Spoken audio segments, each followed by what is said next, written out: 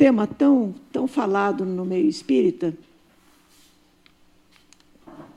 que a gente, à primeira vista, acha que já sabe o que é a caridade e todos nós nos sentimos praticando a caridade no nosso dia a dia. Estudando esse tema, porque é a primeira vez que me pedem para falar sobre a caridade, então eu fui pesquisar e cheguei à conclusão de que, na verdade, nós não fazemos caridade segundo o Cristo e segundo Kardec. E nós vamos começar, então, entendendo isso pelo que os dicionários dizem sobre a caridade. Assim, os dicionários definem a caridade: ato pelo qual se beneficia o próximo, especialmente os pobres e desprotegidos. Disposição favorável em relação a alguém em situação de inferioridade física, moral, social, etc. Compaixão, benevolência, piedade, donativo ou ajuda que se dá aos pobres, esmola, benefício. É uma definição bastante ampla e é justamente baseado nessa definição que nós achamos que fazemos caridade no nosso dia a dia. Essa definição me faz lembrar também um fato, uma história que aconteceu em São Paulo na década de 50, entre dois espíritas amigos, que um deles tinha sempre uma opinião a respeito da caridade. Ele dizia o seguinte: a caridade é a mais sublime de todas as virtudes. O outro dizia: não, eu acho que não é a caridade, eu acho que o amor é a mais sublime de todas as virtudes. Os dois, com certeza, estavam falando da caridade baseados nessa definição. Até que um dia, esse espírita que dizia que a caridade é a mais sublime de todas as virtudes, convidou o segundo, o amigo, para um jantar na sua casa, onde ele iria comemorar 18 anos do seu primogênito. No meio do jantar, o amigo convidado, que queria dizer para o outro que ele tinha razão, que o amor era a mais sublime de todas as virtudes, ele virou para o amigo, fez um brinde para o aniversariante e falou: fulano, você está de parabéns, a sua família é maravilhosa, você deve fazer muita caridade para os seus filhos. O outro ficou embasbacado diante daquilo, né? E falou: mas você me constrange com essas palavras, por que eu vou fazer caridade para os meus filhos? Ele falou: desculpe, eu estou falando isso porque você sempre diz que a caridade é a mais sublime de todas as virtudes, como é que você não deseja isso para os seus filhos? Agora você vai perceber que eu tenho razão, que o amor é a mais sublime de todas as virtudes. Você não precisa fazer caridade para os seus filhos porque você os ama. Quando a gente ama, não precisa fazer caridade. Bom, resolvido o impasse, né? Nós vamos, então, pesquisar a diferença de conceito de caridade do dicionário para a doutrina espírita. E nós vamos perceber, então, que Kardec, não só Kardec, como Cristo, falavam de uma outra caridade, que não tem nada a ver com ajudar os pobres. É claro que a gente pode ajudar os pobres também fazendo caridade, mas não é restrita àquelas pessoas que estão numa situação inferior à nossa. E nós vamos, então, ver no Evangelho segundo o Espiritismo, no capítulo 11,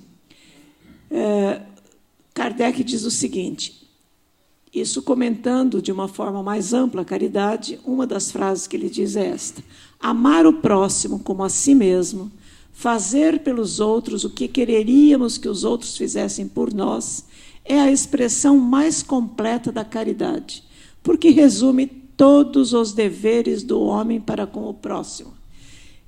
Todos os deveres do homem para com o próximo, quer dizer, se nós fizermos caridade, estaremos resolvendo essa questão. Todos os nossos deveres para com o próximo estão aí sendo cumpridos. E nós ficamos em dúvida, por que será que Kardec disse isso? Né? Através da caridade, nós resolvemos todos os nossos problemas em relação ao próximo. No capítulo 15, um pouco mais adiante no Evangelho, ele diz: não podendo o homem amar a Deus sem praticar a caridade para com o próximo, todos os deveres do homem se resumem nesta máxima: fora da caridade não há salvação. Ele repete que todos os deveres do homem estão implícitos nessa questão da caridade e adota, então, esse lema: fora da caridade não há salvação. Em primeiro lugar, essa frase é muito discutível por muitas pessoas que não se aprofundam no estudo da doutrina e, principalmente, da caridade, né? Porque salvação, muitos de nós espíritas achamos que nós não precisamos da salvação, nós não estamos perdidos. O que será que Kardec quis dizer com essa salvação? Então, nessa pesquisa que fizemos a respeito da caridade, nós chegamos à seguinte conclusão. Kardec queria dizer com salvação a passagem de espíritos imperfeitos que somos, vinculados a um planeta de provas e expiações, para espíritos puros, que é justamente, na escala espírita, o degrau seguinte. Isso está na pergunta número 100 do Livro dos Espíritos, quando Kardec pergunta sobre a progressão dos espíritos, e eles respondem dando a escala espírita, né? Essa escala que começa com espíritos imperfeitos, que somos nós, quer dizer, ela tem uma graduação bastante variada. Entre os espíritos imperfeitos, nós temos também os espíritos primitivos e tudo mais, até chegarmos aos imperfeitos. Depois, a seguir, tem os espíritos bons, que são aqueles que já não têm mais essas dificuldades que nós ainda trazemos, que são os nossos vícios, as nossas tendências, as nossas más tendências, como diz Kardec, não é? Aí tem gente que diz assim: não, mas eu não sou espírito imperfeito. Você que está falando pode ser, mas eu não. Então, ouvindo um dos oradores que fala sobre a caridade na internet, ele tem uma sugestão, ele diz assim: eu tenho um teste para a gente saber se é imperfeito ou não. E eu posso fazer agora aqui, eu também vou fazer com vocês. Então, ele pergunta assim: você sente raiva, mágoa, ciúme, indiferença, culpa? Se alguém de vocês não sente, levanta a mão, por favor. Se alguém sente de vez em quando, já é suficiente para ser espírito imperfeito. Aliás, uma dessas imperfeições já é suficiente para que nós nos consideremos espíritos imperfeitos. Espíritos bons são aqueles que jamais pensam em maldade, que jamais pensam nessas dificuldades que nós ainda carregamos, né? Então, nós somos, sim, espíritos imperfeitos ainda. Estamos nos esforçando. Cada encarnação aqui na Terra é para que a gente vença um pouco mais nessas dificuldades que temos, para que um dia possamos estar entre os bons espíritos. Então, isso é a salvação a que Kardec se refere quando ele diz fora da caridade não há salvação. Mas por que fora da caridade não há salvação? Isso é que nós vamos ver a seguir. No Livro dos Espíritos, na questão 886, Kardec pergunta para os espíritos: qual é o verdadeiro sentido da palavra caridade, como a entendia Jesus? Quer dizer, esse é o ponto máximo agora que a gente vai perceber. A resposta é bastante objetiva. Os espíritos respondem assim, de maneira bastante objetiva mesmo, dizendo: benevolência para com todos, indulgência para com as imperfeições alheias e perdão das ofensas. Aparentemente, parece muito fácil. Eu sempre que lia essas perguntas, essa pergunta e essa resposta dos espíritos, achava que, tudo bem, quem de nós não faz isso? Aparentemente, não é difícil. Mas aí, então, como eu tinha que falar sobre isso, eu fui pesquisar. Mas antes de entrar no detalhe de cada uma dessas palavras, benevolência, indulgência, principalmente, porque perdão, todos nós sabemos que é difícil, mas que sabemos o que é perdoar, né? Mas, principalmente, benevolência e indulgência são palavras que nos exigem muita reflexão. Antes de entrar nesse detalhe, nós vamos ver a explicação que Kardec dá, porque ele, com certeza, percebeu que, quando nós fôssemos ler essa resposta dos espíritos, nós iríamos pensar como eu sempre pensei. Isso é fácil, a gente faz, né? Então, ele deu essa explicação. A caridade, segundo Jesus, não está restrita à esmola. Ela abrange todas as relações que temos com os nossos semelhantes, quer sejam nossos inferiores, nossos iguais ou nossos superiores. Ela nos ordena a indulgência, porque nós mesmos temos necessidade dela. Proíbe-nos de humilhar o infortúnio, contrariamente ao que se pratica muito frequentemente. Baseado nessa frase de Kardec, nesse lema, fora da caridade não há salvação, a maioria dos centros espíritas, principalmente no Brasil, desenvolve uma obra assistencial para atender essa frase. Não é? Então, é muito comum centros espíritas que mantêm uma creche, ou um asilo de velhos, ou um trabalho de distribuição de mantimentos para a população carente. E todas as pessoas que trabalham nesses eventos, beneficiando essas pessoas, as crianças, os idosos, as famílias, elas se sentem fazendo caridade, porque atribuem à caridade aquela definição que nós vimos no dicionário. Mas nós vamos perceber que essa caridade que se faz, mesmo nas casas espíritas, dificilmente é a caridade cristã, a caridade a que Jesus se referia e que Kardec também se refere. Por quê? Desculpe. Então, nós perguntamos, caridade é um sentimento ou uma virtude? Aqui que nós vamos entrar, então, nos detalhes. E nós vamos encontrar a resposta do Kardec mesmo, no Evangelho segundo o Espiritismo, no capítulo 15, quando ele diz: toda a moral de Jesus se resume na caridade e na humildade, quer dizer, nas duas virtudes contrárias ao egoísmo e ao orgulho. Em todos os seus ensinamentos, ele mostra essas virtudes como sendo o caminho da felicidade eterna.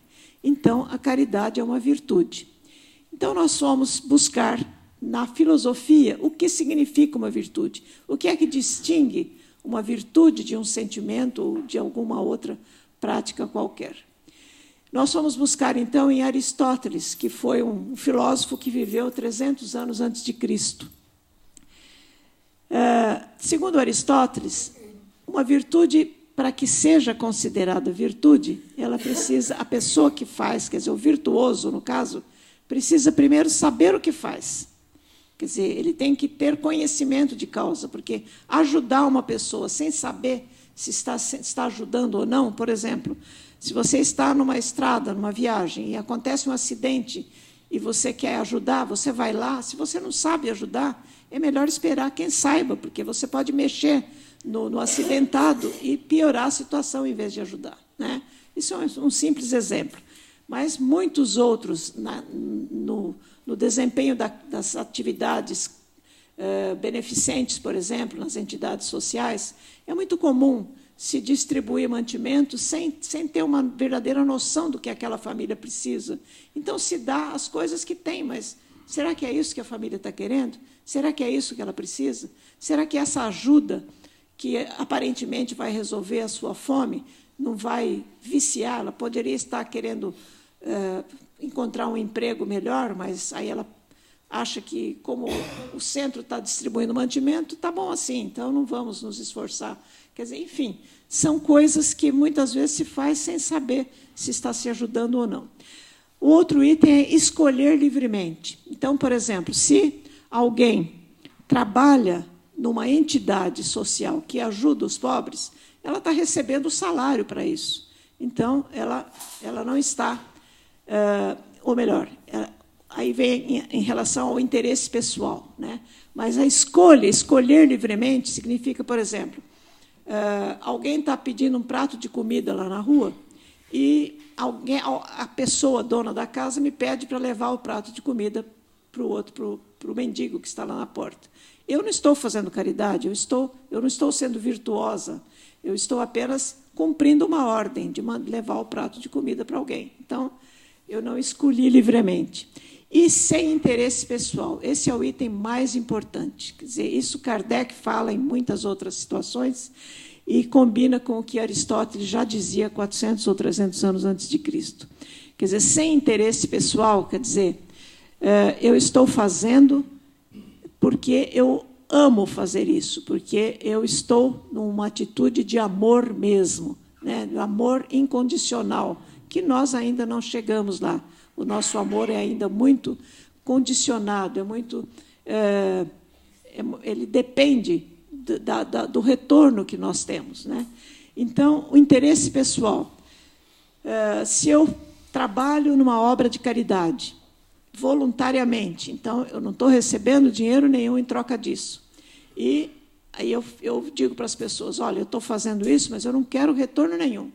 Mas se eu estiver pensando apenas, bom, eu não quero retorno material nenhum, mas é claro que isso vai me garantir um melhor lugar no espaço, quando eu desencarnar. Isso já é um interesse pessoal.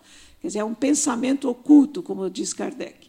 Então, já não é caridade, já não é virtude aquilo que estamos fazendo. E ter uma disposição de espírito firme, quer dizer, Aristóteles dizia que a pessoa que se tornou uma pessoa virtuosa, ela adquiriu o hábito da virtude. Então, por exemplo, se de vez em quando essa pessoa tem uma atitude virtuosa, a gente não pode dizer, ela é uma virtuosa, ela faz caridade. Não. Quer dizer, a pessoa virtuosa, ela faz a caridade, ou ela é virtuosa em qualquer outra situação, em qualquer outro sentimento, ela é virtuosa sempre. É uma espontaneidade, é um hábito adquirido que ela faz sem perceber, sem meditar, sem escolher. Então, essas são as condições que Aristóteles coloca. E Aristóteles criou uma doutrina chamada doutrina do justo meio, que nós resumimos nesse esquema. A doutrina do justo meio, em relação à virtude, diz o seguinte: a virtude está sempre no meio. Tem até uma expressão latina que diz in medio virtus, quer dizer, a virtude está no meio. E ele cita, na análise dessa doutrina, a generosidade. Então, se está no meio, a falta da generosidade é a avareza.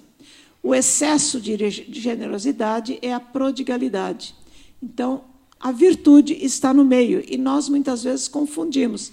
Nós consideramos uma pessoa pródiga, às vezes, dizemos que ela é generosa. O que é a prodigalidade? O que o pródigo faz? Ele distribui os seus bens, vamos dizer assim, sem responsabilidade, irresponsavelmente. É, por exemplo, o caso da parábola que Jesus contou do filho pródigo. Quer dizer, isso que aconteceu com o filho pródigo. Ele pediu a parte dele, da herança, não é?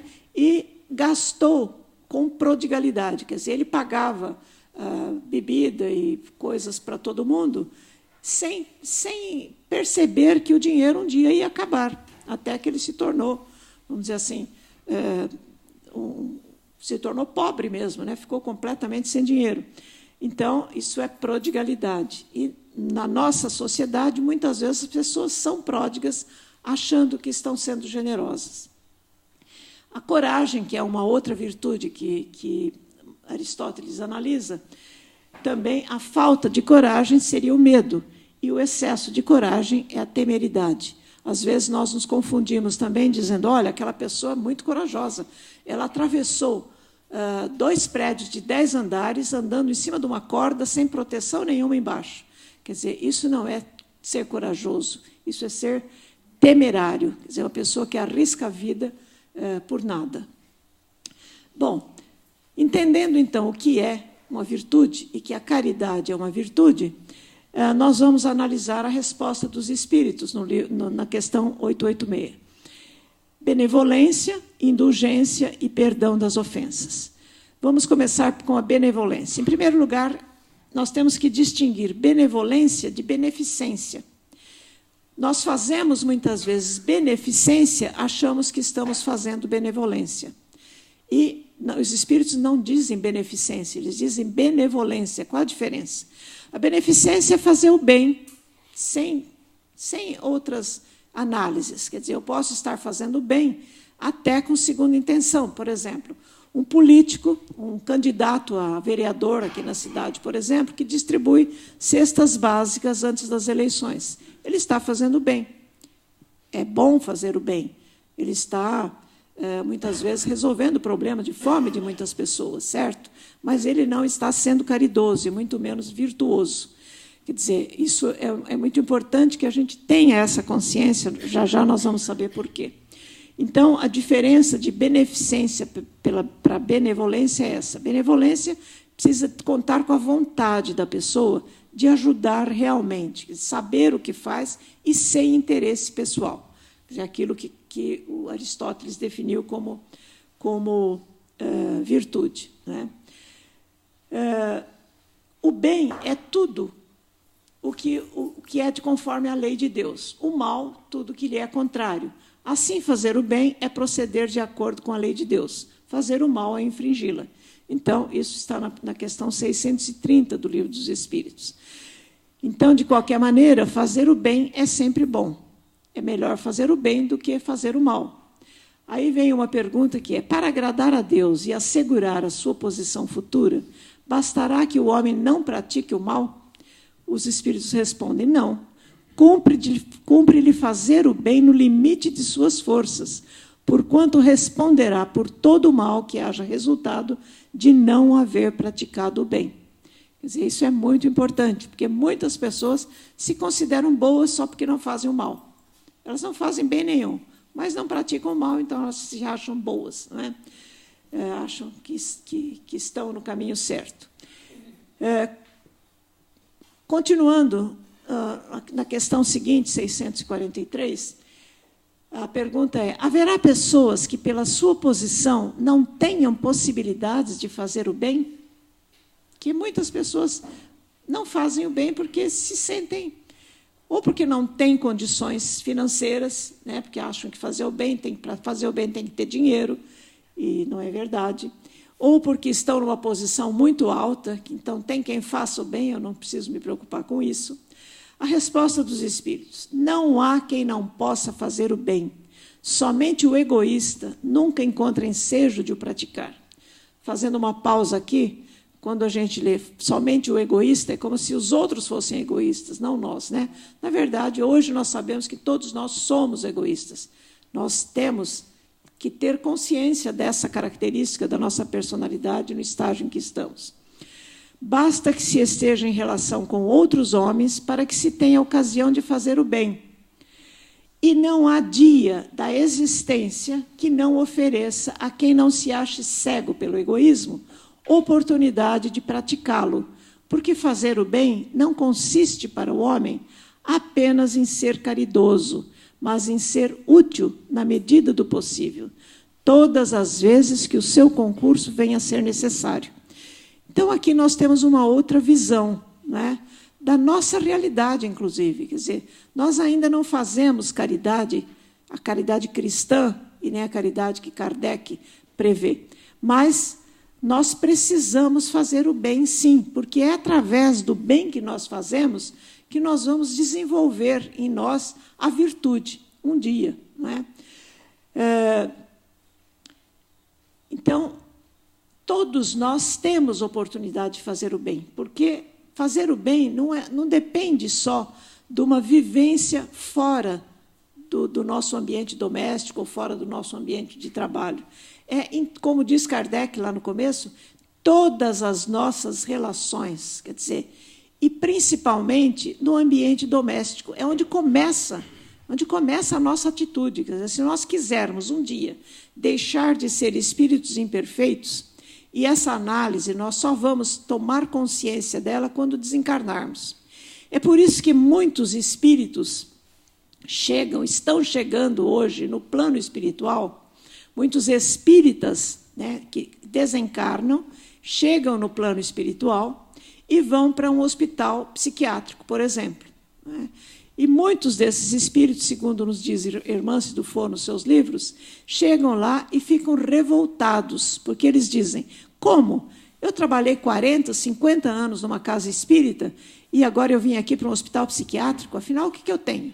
A maioria tem depressão, tem problema de orgulho inconsciente, quer dizer, nem percebeu, ele trabalhou a vida inteira sem perceber as suas características pessoais, de orgulho, egoísmo e todas as que são que decorrem dessas duas condições, né?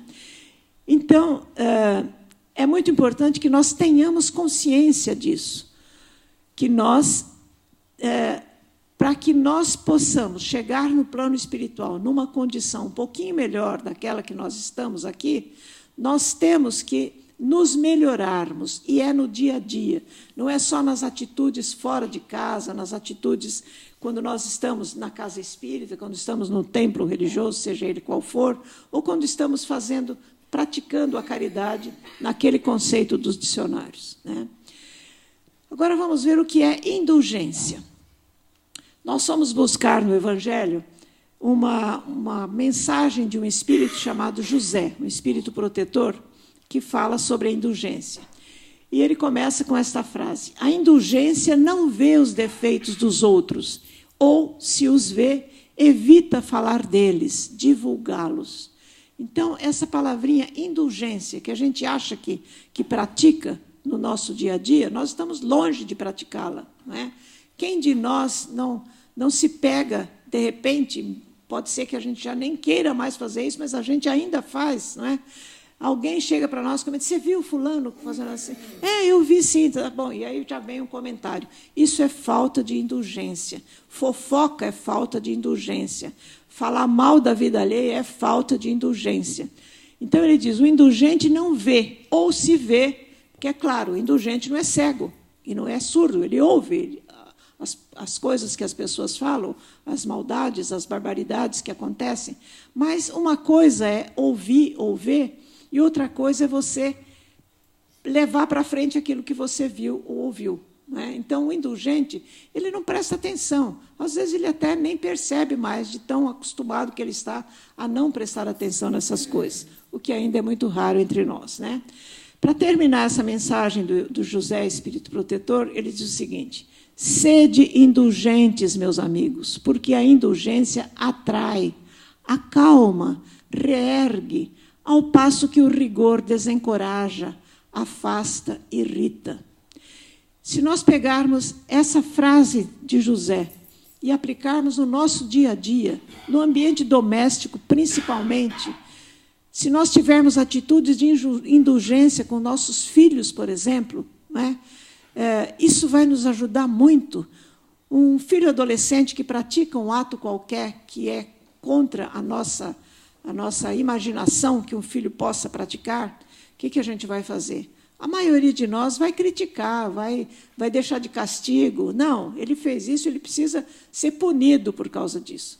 Quer dizer, é o que José diz: o rigor desencoraja, afasta, irrita. Isso acontece todos os dias nos nossos ambientes domésticos. Quer dizer, um adolescente, um jovem que faz alguma coisa errada e recebe essa observação, essa crítica dos pais, qual é a atitude dele? Ele se afasta, ele não vai mais se abrir, ele não vai mais falar coisa nenhuma. Quer dizer, isso, muitas vezes, é causa de suicídio até. Então, a indulgência, quer dizer, se esse filho praticou alguma coisa que nós não esperávamos, e a gente chega e abraça esse filho e diz: puxa, eu sei que você não fez isso por querer, quer dizer, aconteceu, mas eu quero que você saiba que eu estou aqui, conta comigo. Quer dizer, isso atrai, acalma, reergue.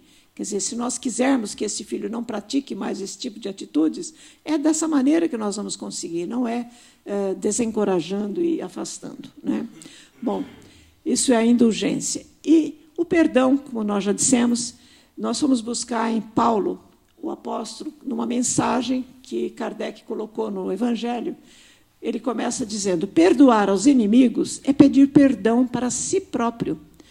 Quer dizer, isso nós já sabemos, não é fácil. Perdoar é uma das coisas mais difíceis que existe. Mas, quando nós perdoamos alguém, não é essa pessoa que nós estamos perdoando, nós estamos perdoando a nós mesmos.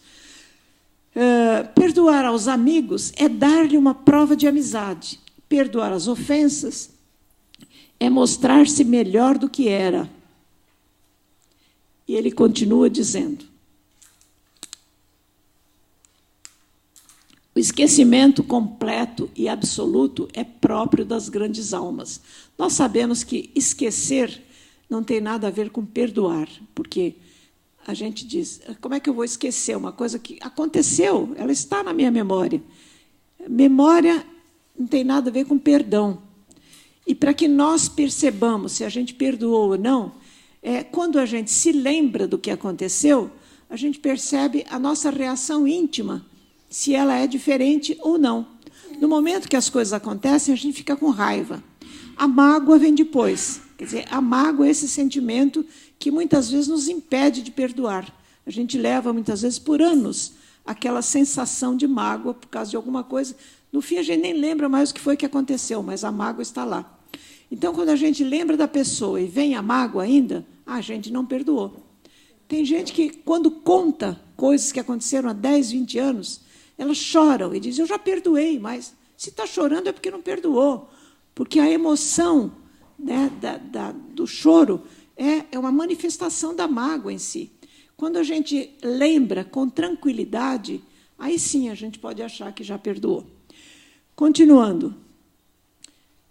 Bom, então, esquecimento completo, quer dizer, esquecimento completo e absoluto não é que a pessoa não tenha mais memória, é que a reação dela está sendo essa. É como se não tivesse acontecido. O rancor é sempre um sinal de rebaixamento e de inferioridade. Não ouvideis que o verdadeiro perdão se reconhece pelos atos, bem mais do que pelas palavras. Então, aquilo que nós dissemos há pouco, eu perdoei, mas quando a gente encontra uma pessoa que tinha muita mágoa de alguém, diz, não, eu já perdoei. Então, vamos lá fazer uma visitinha? Não precisa exagerar, né? Quer dizer, não perdoou coisa nenhuma, ele está se iludindo com o perdão. Bom, aí Kardec pergunta ainda no Livro dos Espíritos, na questão 893, qual a mais meritória de todas as virtudes? Ele já falou um pouco antes que a caridade é uma virtude.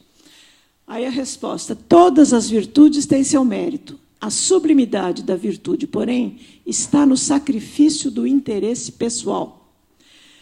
Pelo interesse pessoal, pelo bem do próximo, sem pensamento oculto. Aqui é que pega no nosso pé, né? Quer dizer, ele podia deixar esse negócio do pensamento oculto aí, porque basta a gente não ter interesse imediato, não.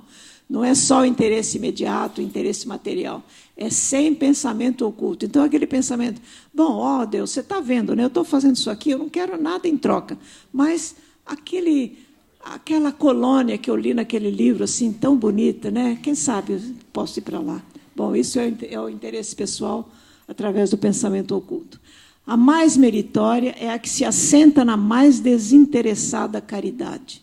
Quer dizer, enquanto nós estivermos fazendo caridade com o interesse pessoal, seja lá de que forma seja esse interesse, às vezes até da gente se mostrar para os outros que a gente está fazendo caridade, seja o que for, né? Ou até de se sentir melhor porque tem tempo livre, então vou fazer caridade, enfim. Não que a gente não deva fazer a caridade, não que a gente não deva fazer o bem, e nem não deixa de fazer a caridade de acordo com aquele conceito que está no dicionário. É melhor fazer isso do que não fazer nada, melhor ainda do que fazer o mal, né? Mas é muito importante que a gente tenha consciência de que a caridade começa em casa. Então, voltando àquela história que eu contei no início, dos 2 amigos, se aquele espírita, aquele amigo que convidou o outro para o jantar, se ele tivesse esse conceito de caridade cristã, realmente, a caridade que Kardec diz no Livro dos Espíritos, no Evangelho, ele teria dito, sim, eu faço muita caridade para os meus filhos, porque eu os amo. E a caridade, como nós estamos vendo no decorrer dessa análise, a caridade é a ação do bem, a ação do amor, quer dizer, é o amor em ação. Se nós amássemos, se nós conseguíssemos chegar ainda nesta encarnação, a atingir o amor incondicional, aquele amor que Jesus sente por nós, né?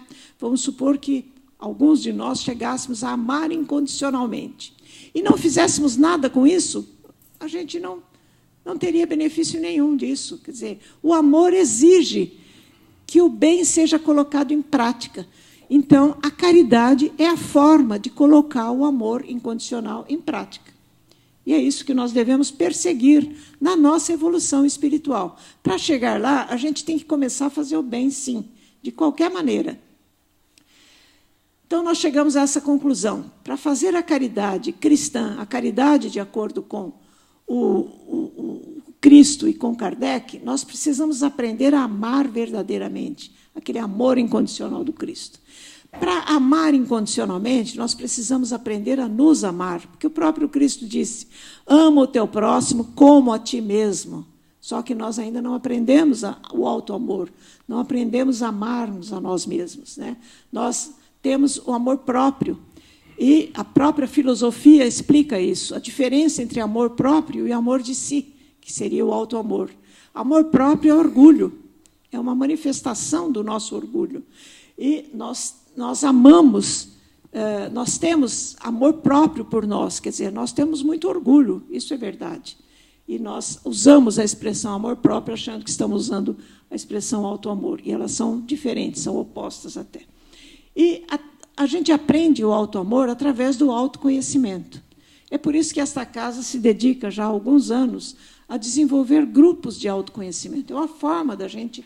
Porque autoconhecimento a gente pode fazer sozinho. Santo Agostinho fez isso sozinho. Ele até nos dá as dicas na questão 919 do Livro dos Espíritos. Mas é muito difícil para o estágio em que nós estamos. Por isso que o autoconhecimento em grupo é uma forma mais prática da gente caminhar um pouco mais rapidamente. Bom, e agora nós entendemos, então, que a gente só consegue tudo isso aprendendo, estudando. Não é ficando na zona de conforto do nosso dia a dia que a gente vai chegar a essas conclusões. Nós temos que estudar sempre, sempre, sempre, porque o que nós sabemos é muito pouco. A própria irmã se diz, o doutor Bezerra também diz isso, que se nós, como espíritas, conseguíssemos ler tudo que existe a respeito do espírito no planeta, mesmo que a gente falasse todas as línguas e entendesse tudo que existe sobre o espírito, isso seria um grão de areia no oceano. Quer dizer, então, como é que nós nos dizemos espíritas e não estudamos, não lemos, não... Até para assistir palestra, muitas vezes, a gente convida a pessoa que a gente atende no atendimento fraterno. Você vem toda semana, toda terça-feira, assistir palestra? De vez em quando, porque eu acho que tudo que é dito aqui eu já sei, eu já conheço. Quer dizer, as pessoas que conhecem muito acabam deixando, como diz a irmã Cidufo, a ilusão da perfeição é uma doença severa e que nos afasta da saudável alegria de ter o que aprender todos os dias. Todos os dias. Sem essa alegria, os nossos erros se transformam em fontes de remorso e martírio. Quer dizer, é muito sábia, são muito sábias essas palavras de irmã Cidufo, porque, realmente, quando nós nos abrimos para o aprendizado, seja ouvindo palestras, seja estudando, mas estudando mesmo. Não é só lendo o livro, esse eu já li. Quer dizer, a gente lê uma vez um livro, se um mês depois a gente vai ler, já encontra coisas que a gente não tinha percebido. Então, a gente tem que ler muito, muito mesmo. E também, na prática do nosso bem, não é? Uma frase que foi dita lá atrás por Kardec, quer dizer, se nós achamos que fazer o bem é só fora de casa que a gente faz, ou só dentro do centro espírita, nós estamos muito enganados, porque a nossa ficha que existe no plano espiritual, os espíritos, quando nós desencarnarmos, eles vão ter todas essas anotações. Isso a irmã Cidufo mostra em todos os casos que ela analisa. E se nós somos um carrasco dentro de casa e fazemos o bem para os outros, o que eles vão considerar não é o que a gente faz lá fora, não. O mais importante, o que tem peso maior, é aquilo que a gente faz dentro de casa. Nós ainda vivemos numa sociedade machista. Hoje, a mulher ainda é sacrificada. A mulher trabalha fora, o marido trabalha fora. Os dois chegam em casa, às vezes um chega antes que o outro, mas o marido geralmente chega em casa, o que ele faz? Isso em termos gerais. Felizmente, já existem exceções, né? Mas, em termos gerais, ele vai tirar o sapato, botar um chinelo, ficar à vontade, vai ligar a televisão ou vai pegar um jornal, enquanto a mulher faz o jantar, lava a louça, lava a roupa, prepara o uniforme das crianças para o dia seguinte. Enfim, é muita coisa que ela tem que fazer. Aí, quando ela termina, 2, 3 horas depois, ela diz, querido, o jantar está na mesa, pode vir. E ele, eu estava morrendo de fome, demorou, hein? Quer dizer, isso ainda é muito comum, isso não deveria existir num ambiente espírita, numa família espírita, isso jamais deveria acontecer, né? Hoje em dia, o homem tem tanta responsabilidade de manter uma casa em ordem como a própria mulher. Quer dizer, quando muito a mulher fala, o jantar está quase pronto, você pode vir pôr a mesa? Às vezes ele vai. E, quando vai, não vai com boa vontade, né? Porque ele acha que tudo isso é obrigação da mulher. E, lá adiante, Kardec diz, ser útil. Fazer o bem não é só fazer a caridade, é ser útil. E ele diz, todos os espíritos dizem, respondendo à pergunta de Kardec, todos os dias nós temos oportunidades de fazer o bem, basta querermos, né? Bom, não quero me prolongar mais, porque o horário acaba sendo o nosso inimigo nesse momento. Isso é uma frase última que eu coloco para que a gente não saia daqui achando que, então, não adianta nada, a gente não vai ser virtuoso nesta encarnação, então vamos parar por aqui. Não, não é assim. Continuemos a fazer o bem, mesmo que ainda tenhamos interesse pessoal, pois, através da prática do bem, que vamos desenvolver as virtudes cujas sementes estão em nós, desde a nossa criação, e que são o único caminho para a evolução espiritual. Quer dizer, para nós nos transformarmos de espíritos imperfeitos para espíritos bons, a prática da virtude, a prática da caridade é o nosso único caminho, mas a prática da caridade virtuosa. E, quando chegarmos no plano espiritual, nós vamos perceber, porque já existem mensagens de espíritos dizendo isso, que, atualmente, nos dias de hoje, já estão acontecendo em muitas colônias espirituais o degredo de espíritos recém-desencarnados na Terra para um planeta primitivo. Quer dizer, existem muitas criaturas que estão desencarnando e que não têm mais chance de um reencarne, porque estão realmente vinculadas ao mal. Mas não são só as criaturas que estão vinculadas ao mal. Quer dizer, a não prática do bem também pode nos destinar a um mundo primitivo, qualquer um de nós. Então, mas não tenhamos ilusões pensando que já somos virtuosos. Quer dizer, não sejamos como aqueles espíritas que desencarnam, como relata a irmã nos seus livros, e que chegam lá iludidos, porque acharam que fizeram caridade cristã aqui e exigem uma posição melhor no plano espiritual.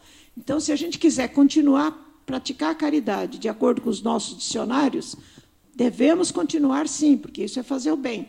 Isso nos leva mais próximo de um dia sermos caridosos no sentido cristão. Então, isso nos vai garantir um lugarzinho melhor, sim, do que aquele que nós teríamos se estivéssemos fazendo o mal ou não fazendo nada do bem.